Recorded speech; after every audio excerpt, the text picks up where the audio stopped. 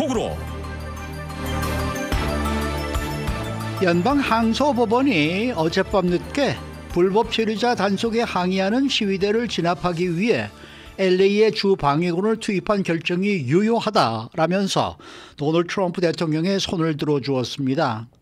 이것은 몇 시간 전 대통령이 주정부 권한을 침해했다라는 연방지방법원 판결을 뒤집은 것인데, 이에 따라 트럼프 대통령은 법원의 최종 판단이 나올 때까지 주 방위군에 대한 통제권을 인정받게 됐습니다. 자, 봉화식 기자. 안녕하십니까? 네, 어제 연방법원이 이 LA 불체자 단속 반대 시위를 진압하기 위해서 트럼프 대통령이 LA의 주 방위군을 투입한 조치에 대해서 이 하급법원 또 상급법원이 서로 또 엇갈린 판단을 내리고 있습니다. 네, 그렇습니다. 연방 제9항소법원이 어제 주 방위군 투입 명령의 효력을 정지시킨 하급 심판결을 일시적으로 중단을 시켰는데요. 앞서서 샌프란시스코 연방지방법원의 찰스 브라이어 판사는 트럼프 대통령의 주 방위군 투입 조치에 대해서 이는 권한 남용과 절차 위반에 해당해서 위법하기 때문에 중단되어야 된다, 이렇게 판결을 했는데 서너 시간 만에 이를 또 뒤집은 것입니다. 이에 따라서 트럼프 대통령은 다음 주 화요일에 있게 될 정식 심리에 따른 법원의 별도 판단이 있을 때까지 주 방위군에 대한 통제권을 계속 인정받게 됐습니다. 네, 주 방위군 투입하게 된 시작부터 해서 좀 다시 정리를 해주시면 좋겠습니다. 네. 지난 6일 금요일에 이민세관 단속국 ICE의 LA 지역 불법 이주자 단속에 대해서 히스패닉을 주축으로 거센 저항이 뒤따르면서 소요 사태로 확산이 됐습니다. 이에 트럼프 대통령은 이번 사태를 반란으로 규정한 다음에 군 통수권자로서의 직권으로 주 방위군 투입을 결정했습니다. 이에 분노한 게빈 뉴섬 캘리포니아 주지사가 트럼프 대통령이 내린 조치의 위법성을 주장하면서 투입 조치 취소를 요구했고, 법원에 또 가처분 신청을 내면서 공화당과 연방정부에 대항하는 민주당과 주정부 간의 법적 다툼이 되고 말았습니다. 그래서 1심 재판부에서는 대통령의 행위가 법적 권한 범위를 초과를 했고, 연방정부 권한을 제한하고 주정부와 국민의 권한을 보호하는 헌법 10조도 위반했다면서 주 방위군에 대한 통제권을 뉴섬 주지사에게 반환하라, 이렇게 판결을 내리면서 뉴섬 주지사의 손을 들어준 바가 있습니다. 그리고 덧붙여서 이번 시위가 트럼프 대통령 주장대로 반란이라고 보기에는 한참 부족하다면서 개인이 정부에 항의할 권리는 수정헌법 1조에 따라서 보호되는 기본적인 권리인데 일부 일탈 행동을 한 사람이 나왔다고 해서 그 권리가 사라지는 것은 아니다, 이렇게 강조를 하기도 했습니다. 네. 그러자 트럼프 대통령이 곧장 1심 판결을 불복하면서 또 이 판결이 뒤집어지고 만 겁니다. 그렇습니다. 채 하루도 가지 않고 이 판사끼리의 의견이 엇갈린 셈이 됐는데요. 1심 판단이 내려지자마자 트럼프 대통령은 주 방위군을 소집할 수 있는 헌법상 최고 통수권자는 대통령인데 이 대통령의 법적 권한에 대해서 아주 이례적인 침해였다, 이렇게 항의하면서 상급심에 즉각 효력 정지 신청을 요청했습니다. 그래서 상급심 재판부는 추후 명령이 있을 때까지 효력을 보류한다면서 트럼프 대통령의 요청을 받아들여서 대통령이 계속 군 통수권을 유지할 수 있다고 판시를 했는데, 이 또 다른 법원에서는 다음 주 화요일 이제 또 최종 심리를 열 예정으로 있습니다.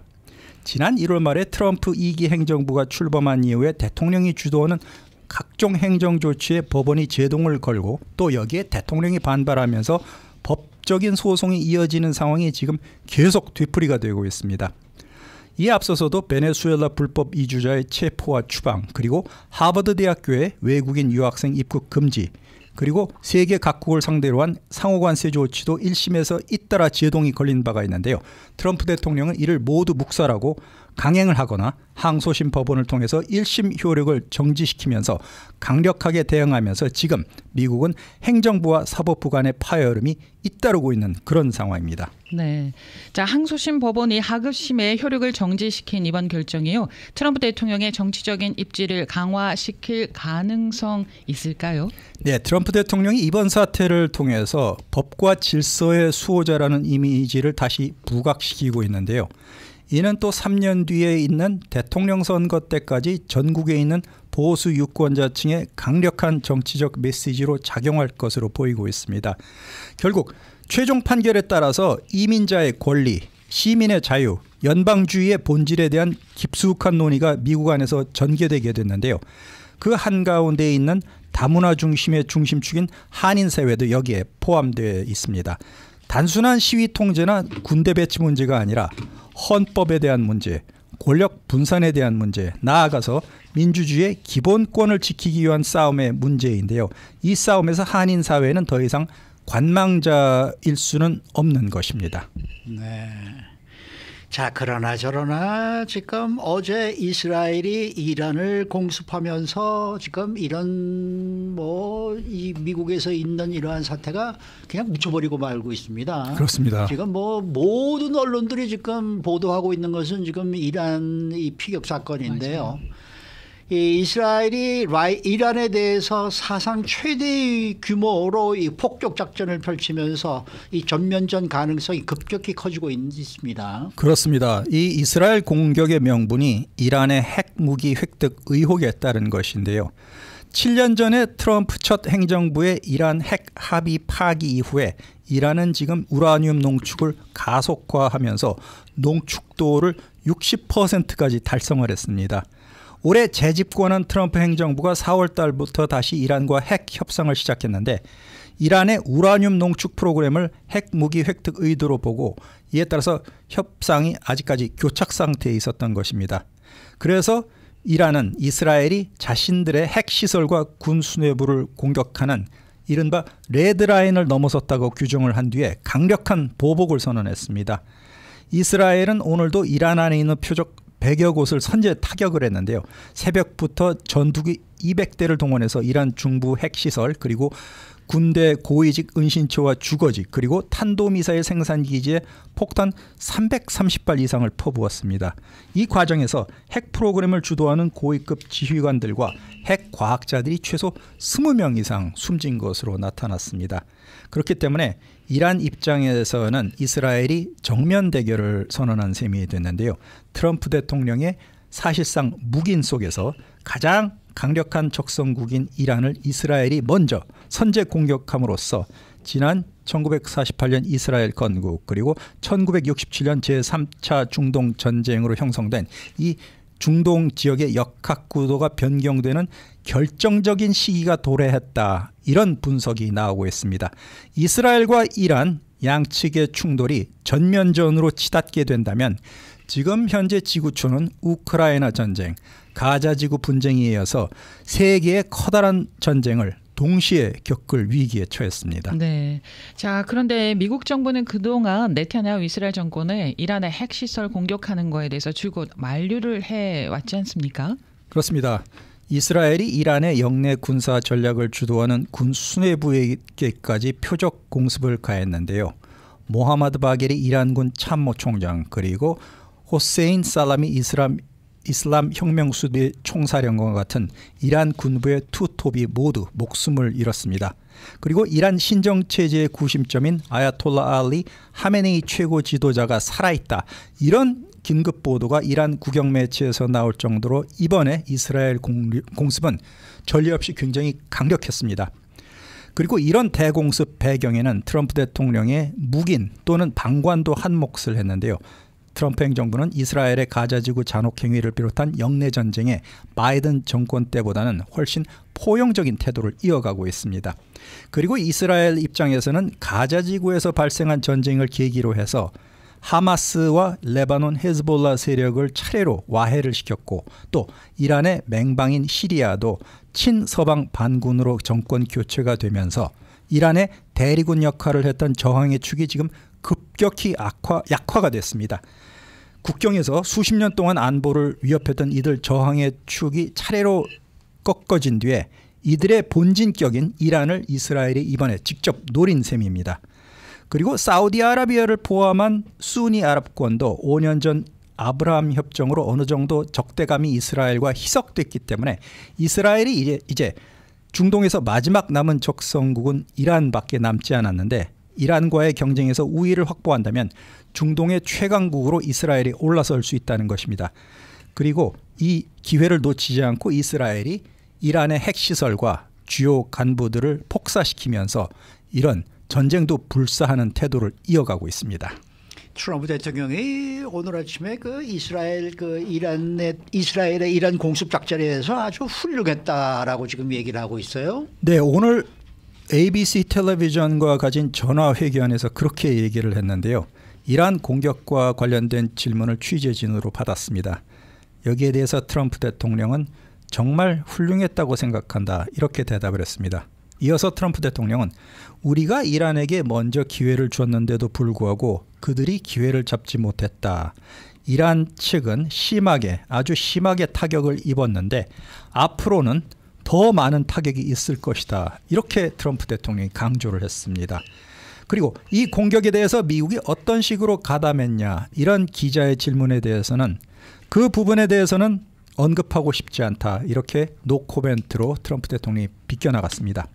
이에 앞서서 트럼프 대통령은 자신의 소셜미디어를 통해서 다음 이란 공격은 훨씬 잔혹할 것이라면서 이란의 미국과 진행 중인 핵 협상을 빨리 성사시켜라, 이렇게 다그치고 만약 그렇지 않다면 아무것도 남아있지 않을 것이다, 이렇게 이란 측을 트럼프 대통령이 굉장히 강력하게 압박했습니다.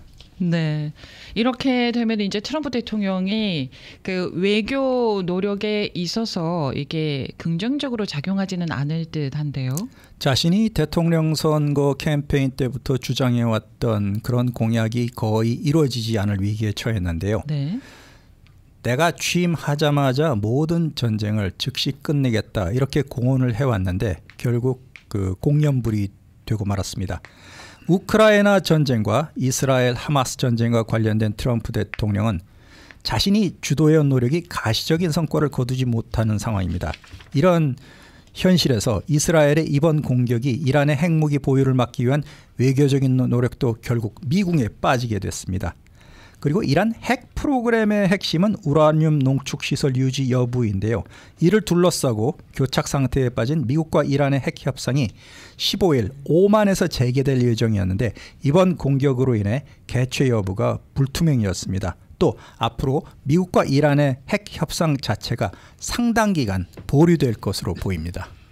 이스라엘이 공격한 후에 지금 미국에서는 어떤 반응들이 나오고 있습니까? 네, 트럼프 대통령의 복잡한 속내가 묻어나오고 있는데요.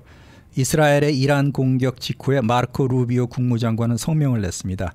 이번 공격에 미국은 관여하지 않았다. 그리고 중동 지역의 미군 보호가 최우선 과제다, 이렇게 밝혔습니다. 또 이 성명에서는 중동의 맹방인 이스라엘을 지지한다거나 이란의 보복 공격으로부터 이스라엘을 보호하겠다, 이런 언급은 없었습니다. 이스라엘의 공격으로 미국과 이란의 협상이 표류할 위기에 놓였는데 기왕 공격이 이미 이루어진 상황에서 맹방인 이스라엘과 이견이 없다는 입장을 밝히고 또 이스라엘의 공격을 이란에 대한 압박 카드로 백악관에서 활용하려는 의중이 나타나고 있다는 것입니다. 그 반면에 이란의 아야톨라 세이드 알리 하메네이 최고 지도자는 가혹한 응징을 공약했습니다. 보복 방침을 천명을 했는데 이에 따라서 중동 상황이 트럼프 대통령의 희망대로 흘러가지 않는 모습으로 가게 됐습니다. 만약 이란이 이스라엘에 대한 보복 공격으로 중동 상황이 지금보다 훨씬 악화가 된다면 미국도 그동안 원하지 않았던 개입을 해야 될 수 있는 관측이 제기됩니다. 네, 현재 미군의 움직임이 포착됐다면서요? 네, 이란의 보복 공격 가능성에 대비해서 함정을 중동으로 보내면서 군 자원도 이 지역으로 급파하고 있습니다. 중동 상황이 만약에 전면전으로 확대될 경우에는 인도 태평양 지역에서 라이벌 중국을 견제하는 데 집중하려는 트럼프 대통령의 군사 전략 자체가 꼬일 수 있다, 이런 관측이 나오고 있습니다. 또 이번 여름철에 국방부 주도로 발표할 예정이었던 새로운 국방 전략도 미국 본토 방어와 함께 대만에 대한 침공과 같이 중국의 현상 변경 행위를 막는 데 방점을 찍는 전략을 공개할 것으로 예상됐는데 이 예기치 않은 이스라엘의 이란 공격으로 수정이 불가피해졌다는 것입니다. 그런데 이번 이스라엘의 이란 공격으로 중동 상황이 악화 조짐을 보이고 있는데 트럼프 대통령이 위에 말씀드린 이런 각 지역의 평화안 또는 우크라이나 종전안 이런 공약을 적극적으로 추진하기가 당분간 불가능해진 것으로 보입니다. 네, 참 이스라엘의 정보력은 대단하지 않습니까? 이 뭐 군수레벨가 어디 있는 것까지 알고 그냥 정확하게 가서 폭격을 해버리고 더더구나 이번 작전을 하기 전에 미리 국경을 통해서 필요한 물자들을 다 이란 내부로 지금 들여놨고 그렇습니다. 예, 그런데 뭐 지금 이란이 또 반격하면서 드론을 뭐 몇백 개를 지금 보냈다고 그러는데 그 드론을 또 이렇게 떨어뜨리는 그런 장면들이 나오는데 보니까 이거 이스라엘한테 당하겠어요. 참 대단한 군사력을 가지고 있는 나라가 바로 이스라엘이 아닌가 이런 생각이 드는데. 그렇습니다. 어쨌든 이스라엘의 이번 공격에 대해서 가장 가슴이 아프고 좀 섭섭한 사람이 게빈 뉴섬 주지사가 아닐까 하는 생각이 드네요. 네. 예. 뭐 완전히 그냥 모든 이 뉴스의 초점이 이쪽으로 지금 다 가버리니까 묻혀버리고 마는 그런 느낌이 듭니다. 네. 수고 많으셨습니다. 고맙습니다. 네, 봉화식 기자였습니다.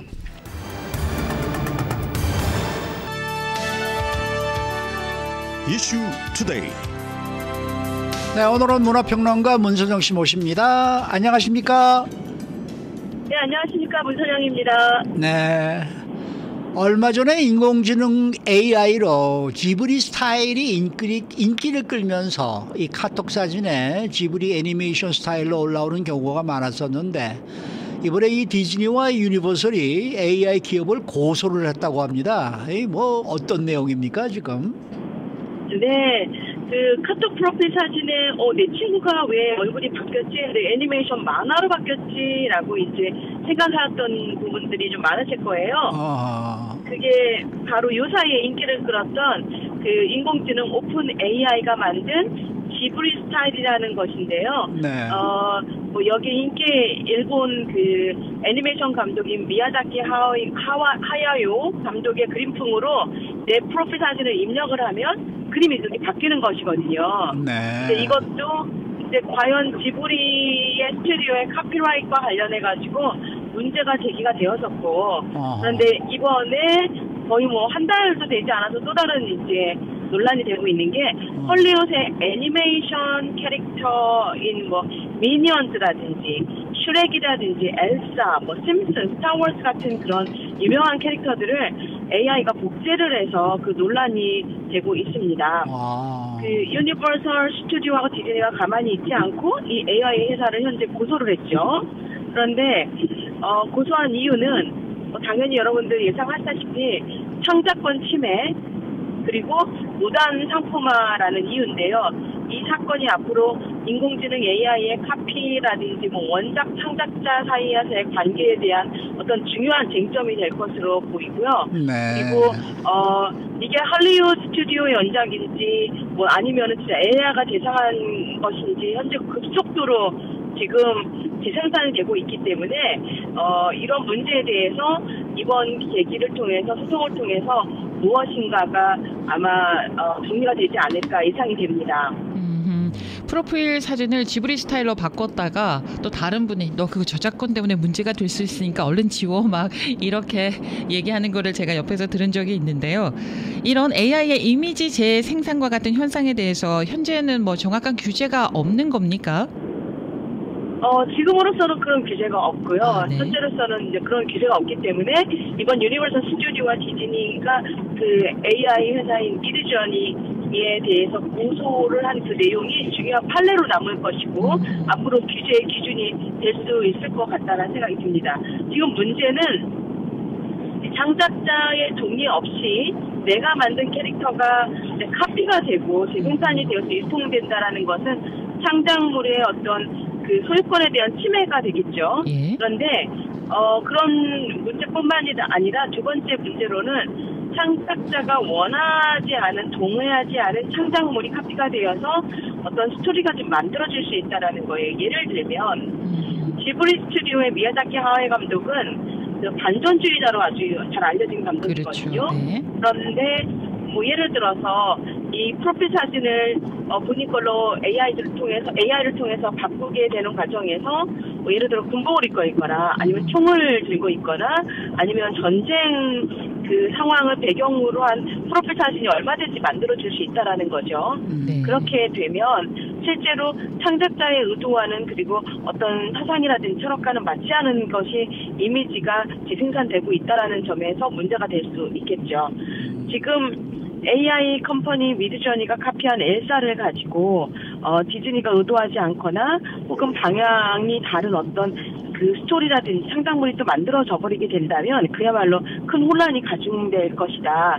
따라서 이번 소송은 아주 유의미하면서 이번을 계기로 정말 토대로 하나씩 그 AI의 그 창작물에 대한 그 카피라이트라든지 소유권의 문제라든지 아니면은 그 재생산과 배포에 관련된 상업화 목적을 관련된 그런 규제들이 마련이 될 것이라고 봅니다. 네. 저는요, 그 지브리 스튜디오가 왜 아무런 그 반응을 안 하지라는 거에 대한 궁금증이 좀 있었는데, 유니버셜하고 디즈니사의 소송 결과에 따라서 이 지브리 스튜디오도 좀 움직임이 있지 않을까라는 생각이 드네요. 네, 좀 약간 다른 부분이 좀 있기는 해요. 왜냐하면 네. 이번에 유니버설과 디즈니의 그 미니언스라든지 아니면 엘사 같은 경우에는 그대로 그 카피한 경우고요. 반면에 지브리는 이제 화풍이라고 그래서 스타일이라고 얘기할 수 있죠. 네. 애니메이션, 그림체 이런 것을 갖다가 재생산을 한 것이기 때문에 실제로 법적으로 좀 들어가게 되면 좀 구분이 되기는 하지만 그럼에도 불구하고 규제가 될 수 있는 어떤 제도적인 장치가 마련되는 계기가 되지 않을까 싶습니다. 네. 네. 저는 솔직히 지금 무슨 말씀을 하시는지 잘 모르겠고 워낙에 이런 데 대해서 제가 문외한이기 때문에 네. 싸울 사람들은 계속 싸워라 이런 생각밖에 없습니다. 혹시 카톡 받으실 때요, 네. 그 프로필 사진 있죠? 그 프로필 사진에 네. 만화 형태로 뭐 나온 거 보신 거는 없으셨어요? 저한테 그런 거를 보낼 만한 사람이 지금 제 주위에 있겠습니까? 네? 그러니까 그냥 제가 갑자기 죄송해지네요. 여러 가지로. 네. 이걸 카톡 알아야 많이 좀 보내야 되는데. 이런 걸 알아야 되는데 모르고 있는 제가 문제인 거지. 이건 절대로 그런 저 문제가 아닌 것 같아요. 그러나 저는 뭐 어쨌든 모르고 살랍니다. 네, 그것도 좋은 방법입니다. 자, 넷플릭스의 새로운 작품이 지금 발표가 됐는데 광장이라는 작품인데 이게 총 7부작으로 나와 있습니다. 이게 볼만합니까? 네. 일단은 두 분은 보셨는지 좀 궁금한데요. 네.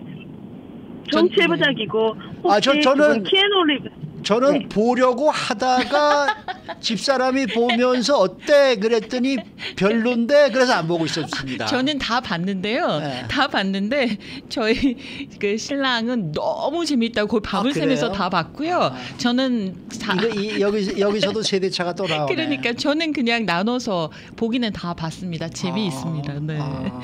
말씀하십시오. 혹시 키아누 리브스의 존 윅이라는 그 영화 시리즈를 아시는지 모르겠지만 그거 재밌죠. 굉장히 매니아층이 엄청나게 네. 많은 사실은 인기 작품이거든요. 네. 그런데 이 키아누 리브스의 존 윅을 혹시 좋아하시는 분이라면 네. 이 광장이 한국판 존 윅이라고 보시면 좋을 듯 싶습니다. 광장을 보면서 그 존 윅의 한국 캐릭터가 이제 등장을 했다라고 이제 생각을 했는데 뭐 권력이라든지 이권에 대해서 전혀 관심이 없고 이미 현직을 떠난 어떤 은퇴한 킬러 혹은 은퇴한 어떤 범죄 조직원이 이제 복수를 위해서 다시 조직을 상대로 싸워야 한다는 그런 설정이 좀 똑같고요.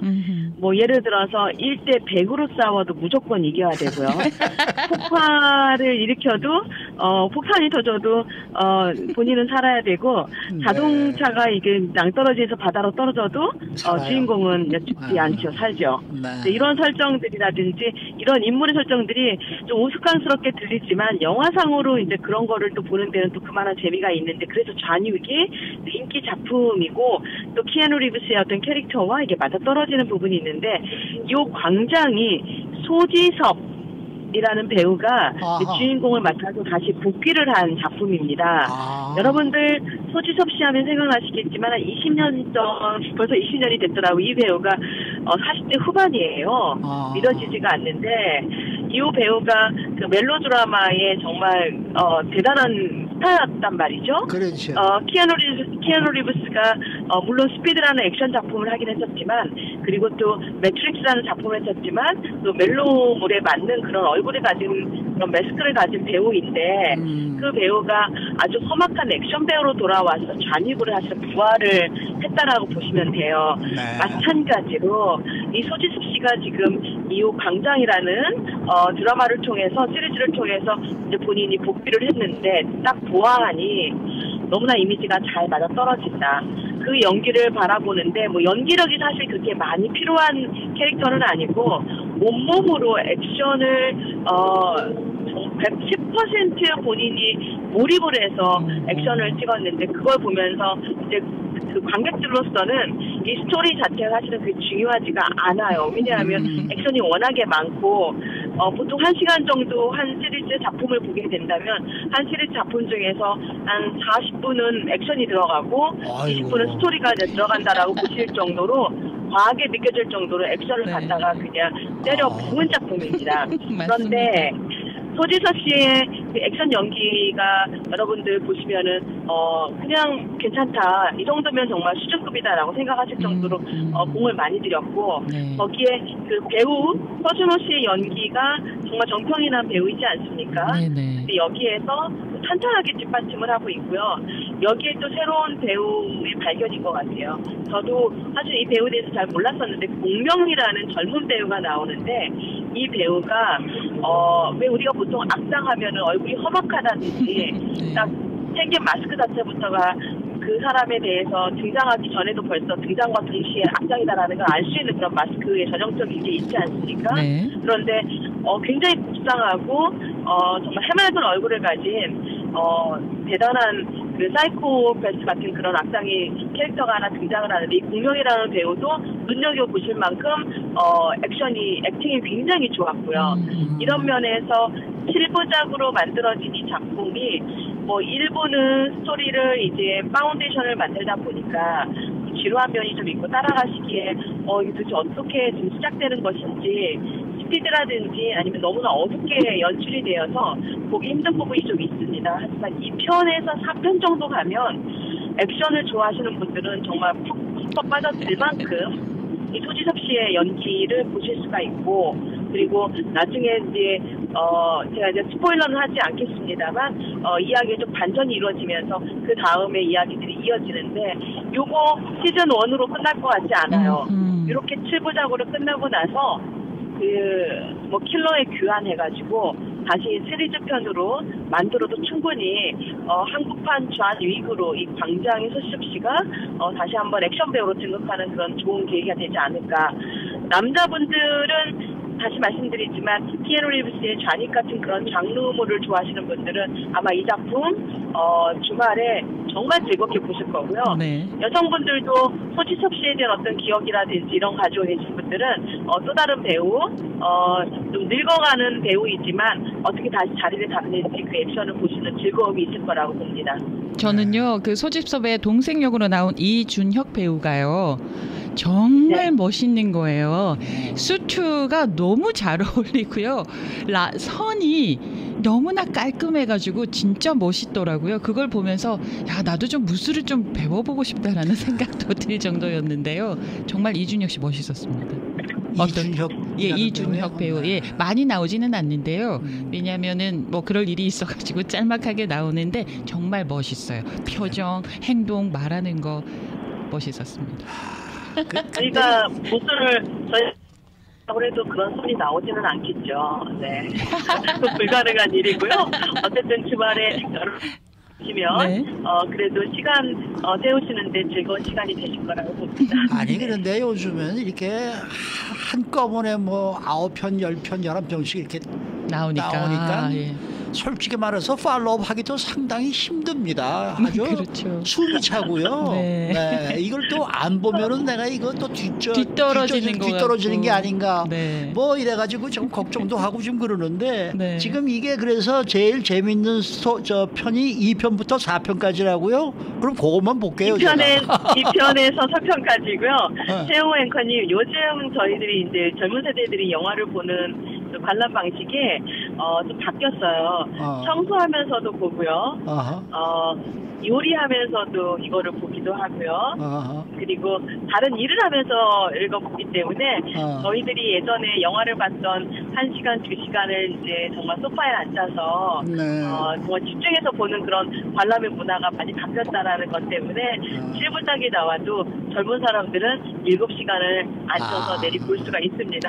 그렇군요. 저는 못해 그렇게 못해요. 저는 보다가 예를 들어서 무슨 다른 전화가 왔다 그러면 잠깐 스톱하고 네. 전화를 받고 다시 켜서 리와인드를 조금 한 다음에 다시 보는 이런 스타일이기 때문에 한 장면도 안 보면은 뭔가 이건 영화를 내가 완전히 봤다는 느낌이 없기 때문에 저는 뭐 좀 이것도 좀 문제가 많은 스타일이네요. 100% 공감합니다. 그게 맞죠. 그게 네. 맞죠. 왜냐하면 대사 하나하나도 네. 함의가 있거든요. 네. 숨어있는 뜻이 있기 때문에 대사 하나하나도 잘 들어야 되고요. 요새 스트리밍이 좋은 게 이렇게 네. 하다가 대사를 잘 못 알아듣잖아요. 네. 그럼 다시 해가지고 다시 맞아요. 듣게 되고 맞습니다. 볼륨을 좀 크게 해가지고 다시 듣게 맞아요. 되고 네. 정확하게 이해한 다음에 이 얘기구나. 그것도 네. 넘어가게 되고 이렇게 그렇죠. 되거든요. 네. 네. 그리고 또 여성분들은 막 싸우는 거 별로 마음에 안 들고 불편하시잖아요. 그럼 그 부분은 빨리빨리 돌리면 돼요.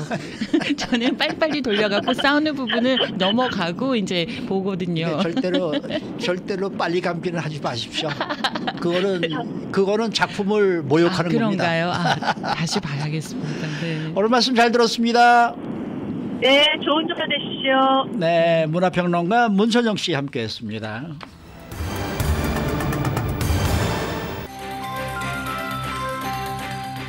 데일리 브리핑. 네, 금요일 데일리 브리핑에서는 저희 주말 방송 위클리 매거진을 진행하시는 문대원 박사 모시는 날입니다. 안녕하십니까, 문 박사님? 안녕하세요. 네.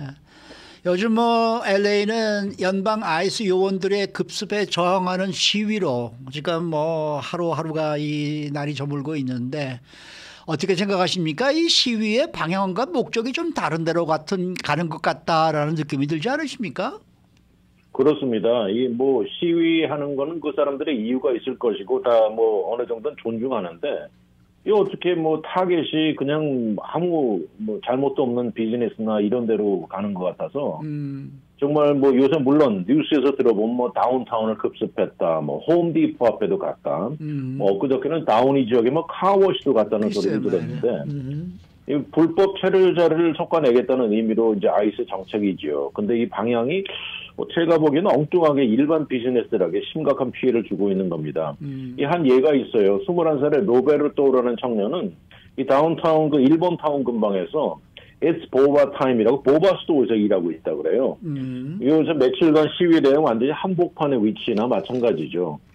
근데 이제 통행 금지 커피가 일어나고 그러다 보니까 아무래도 발길은 뚝 끊기고 비즈니스 매상이 5분의 1 이하로 떨어졌다는 겁니다. 아이고. 보통 보바스토가 오후 한 2시 정도 되면 자기 평균에 의하면 120개 정도 팔았는데 요새는 40개도 안 된다고 해요. 네.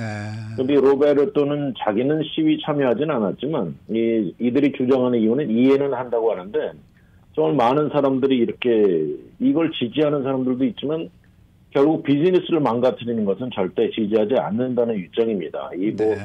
기물 파손에 유리창은 다 깨지고 밴들리즘, 낙서 같은 건 용서 안 얻는다 하면서 맞아요. 그 보바 타임 스토어도 지금 원래 10시까지 하는데 요새 7시 반에 그 커피 전에 문을 닫는다고 하네요. 그 리들 도쿄에서 그 한 가게에서 일하는 사람도 비슷한 상황에 대해서 인터뷰를 했나 보더라고요. 그렇습니다. 이 남성은 켄이라는 사람인데 이게 리들 도쿄 안에 무슨 장신구 스토어라 그러는 그 본카도라는 곳에 일한대요. 이 사람도 시위로 인해서 손님들 발길이 뚝 끊겼고 이 건물 바깥에 그 그래피티 그 낙서 페인트가 잔뜩 이제 둘러싸여 있고 이들도 커피를 따르고 있지만은 그래도 보통 때보다 1시간 정도 일찍 문을 닫는다고 하면서 켄 씨도 마찬가지예요. 밤에 나타나서 이 기물을 파손하고 건물에 낙서하는 사람들은 진정한 시위대가 아니다. 이 사람은 그렇죠. 이렇게 얘기를 하면서 그냥 화나고 분노에 주위 모든 것 따라서 덩달아서 파괴하는 사람들이라고 비난합니다.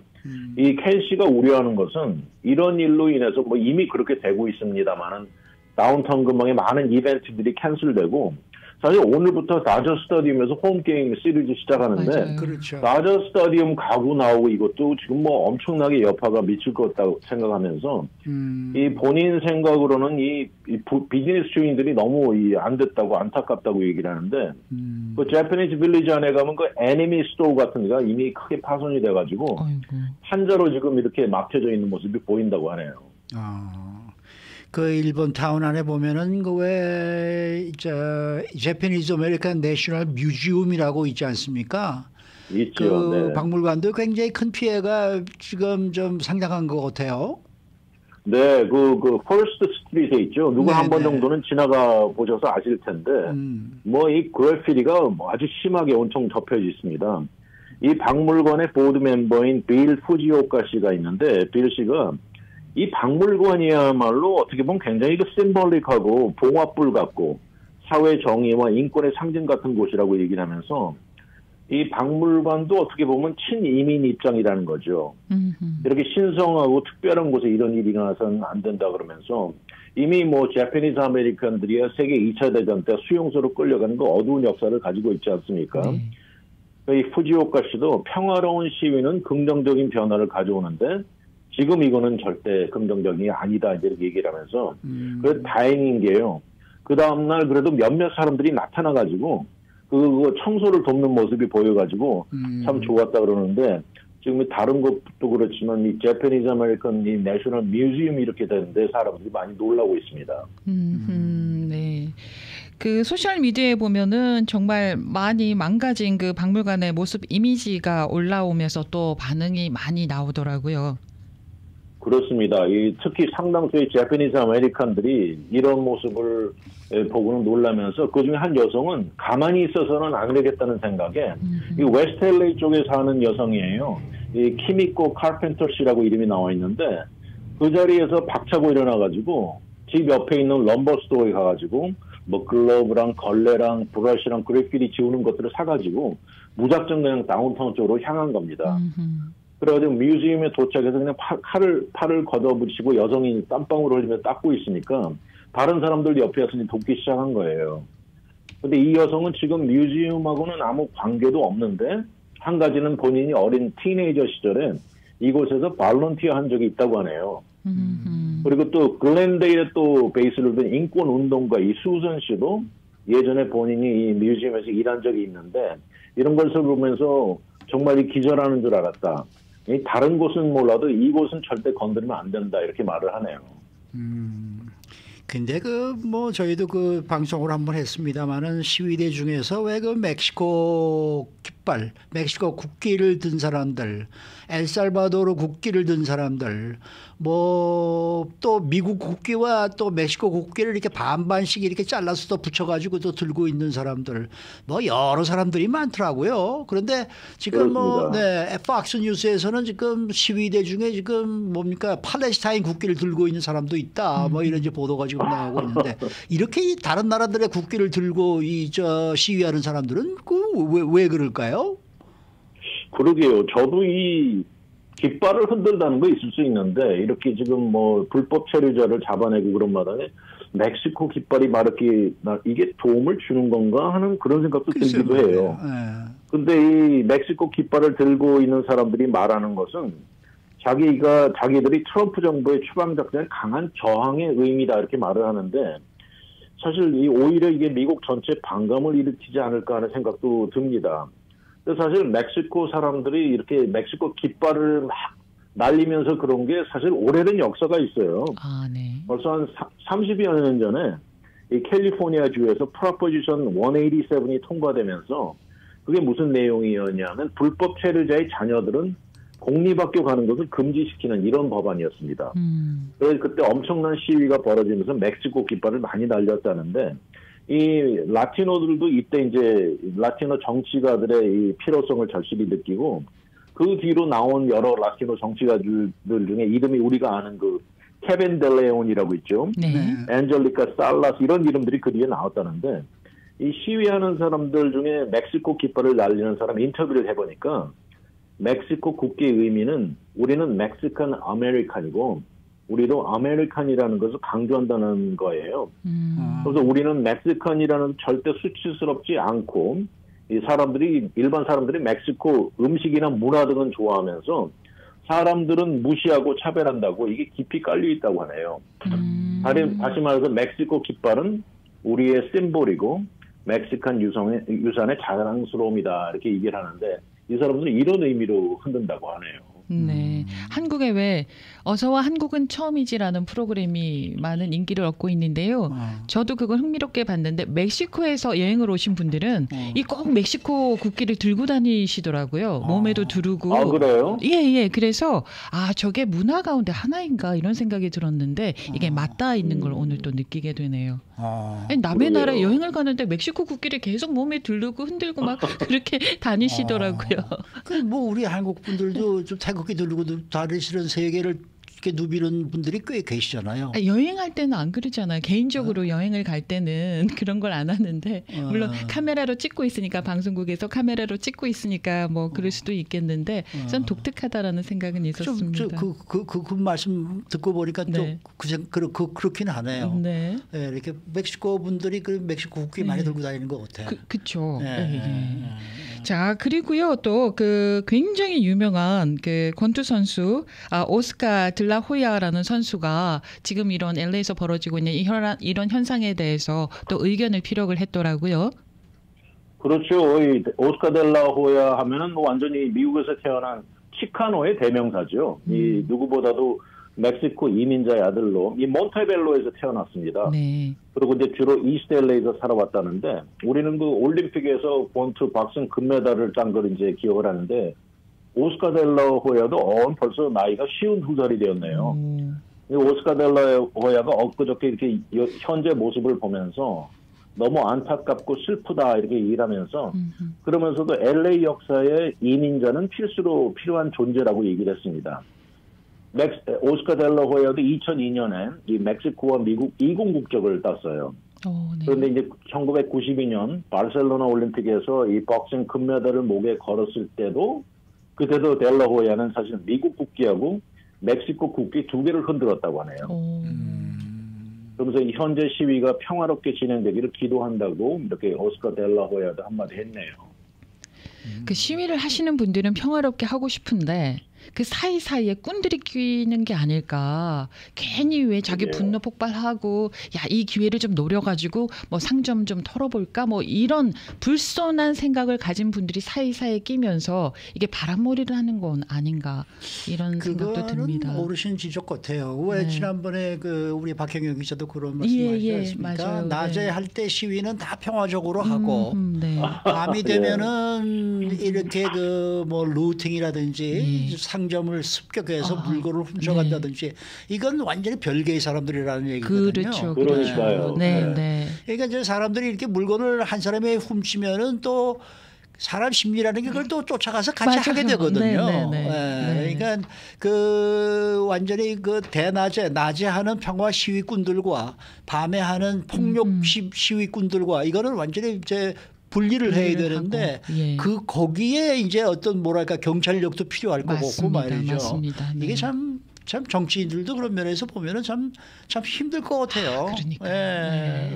그래서 안타까워요. 사실 이 시위의 근 목적은 이 엔타-아이스지 않습니까? 아이스에 저항하는 그건데 이 어떻게 이 점점 이 무리가 생기니까 LA 경찰이 그걸 또 이제 막고 있으면 또 경찰에다 대고 이제 욕을 하고 던지고 이러니까 참 보고 있기가 그러네요. 맞습니다. 네. 저희가 그러니까 그 1992년도 4.19 폭동 때만 해도 사실 낮이고 밤이고 이 폭력 시위대가 훨씬 많았던 그런 기억이거든요. 그때는 뭐 거기가 다 그냥 불지르러 다녔고 물건 훔치러 다니는 사람들만 있었고 평화 시위라는 건 없었어요. 맞습니다. 평화 시위는 우리 한국 분들이 모여서 정말 평화 시위를 유일하게 했었지. 그 당시에는 완전히 그냥 뭐 다 폭도들이었고. 그러니까 지금 이번 사태와 4.19 폭동을 자꾸 비교하시려고들 그러시는데 전혀 다르다는 사실을 좀 여러분들이 알아주셨으면 좋겠어요. 상황도 완전히 다르죠. 완전히 다른 겁니다. 아유 그때는 전쟁이었어요. 그럼요. 그러게요. 자 오늘 말씀 잘 들었습니다. 네, 감사합니다. 네, 문대원 박사 함께했습니다.